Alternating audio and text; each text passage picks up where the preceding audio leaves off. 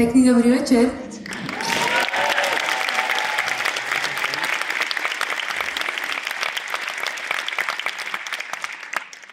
Niektorí z vás vidím a príjemne ma prekvapuje a aj ma baví ten váš výraz tváre, že na čo sme to vlastne prišli? Čo to je toto za koncert?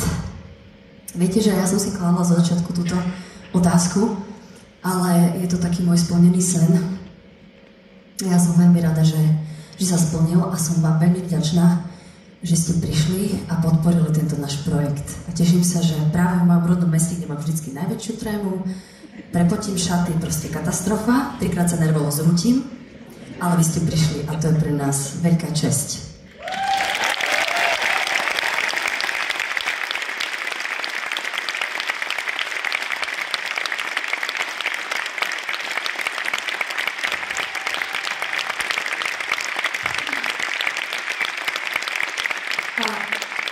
V týchto ťažkých časoch, že podporujete slovenskú kultúru, je pre nás veľmi dôležité. Ja hovorím aj za svojich kolegov.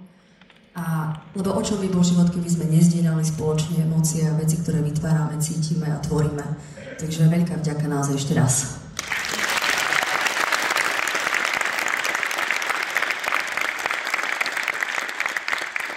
No a aby nám nikto na západe, lebo už sa to nedieje, alebo ja vždycky všade prídem a poviem, že vy ste povedali, že na východe nič nie je.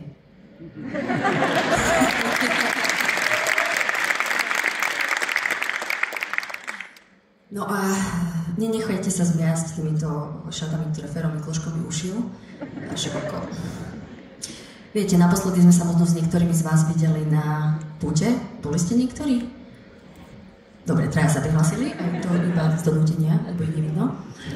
Aj technici moji sa prihlásili vzadu. Tak odtedy sa zmenila iba jedna vec, pribudli mi sťahováky, myslím tie gate, ktoré sťahujú postavu. Pohode. Áno, to chci pokaz.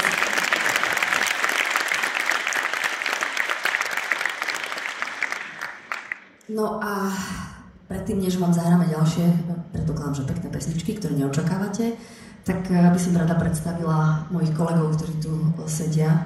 Jeden z nich je trošku smutný, lebo celý koncert ma nevidí. Možno je mu to aj ľúto, ale je to Martin Šenc, môj analista.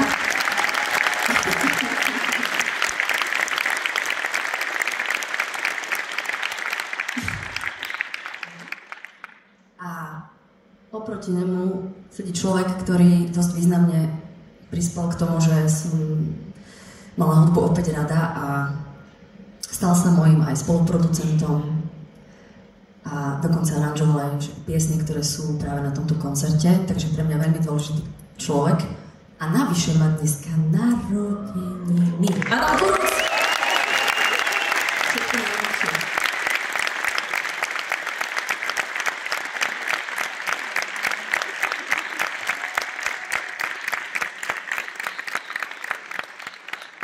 Ale je tu ešte jeden človek, ktorý prišiel na tento koncert a tiež súvisí s týmto turné veľmi intenzívne, pretože mal s nami božskú trpezlivosť, vyrobil krásny zvuk a takisto dotváral aranžmány. A je to Vlado Randy Knepa, ktorému chcem touto cestou poďakovať, lebo väčšinou pijeme 10 káv v štúdiu a takýto priestor nikdy nie je. Sorry Randy, ale musela som to povedať.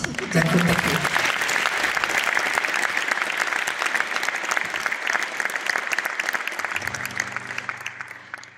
No a teraz, ak dovolíte, tak vám zahráme to v takejto príjemnej atmosfére, ktorá sa trošku zmenila oproti tej prvej, to asi evidujete. Piesne z mojej, dá sa povedať, že detskej izby. Takže možno si niektoré spomeniete, budete si pamätať a ja budem rada, keď si s nami aj zaspievate, nech je to také, viete, trošku interaktívne si povedal? Dobre, no, interaktívne. Uvidíme. Za tebou Tašicko to je, ale interaktívne, nie. Ste v pohode? Čo, veľká depresia prebehla teraz? Dobre, poďte, normálne sa na to vykašlite. To je jedno, že ma fakt, ja si myslím, že to je tými Mikloškovými šatami.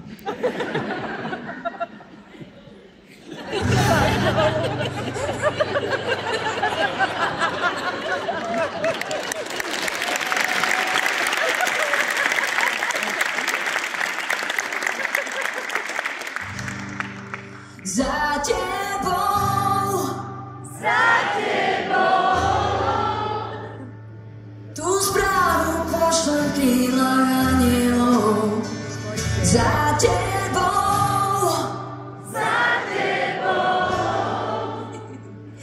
tú správu pošlem v krídlach anielov. Búrka, ktoré vedie rozhýbať zem, ďalej kráčať sama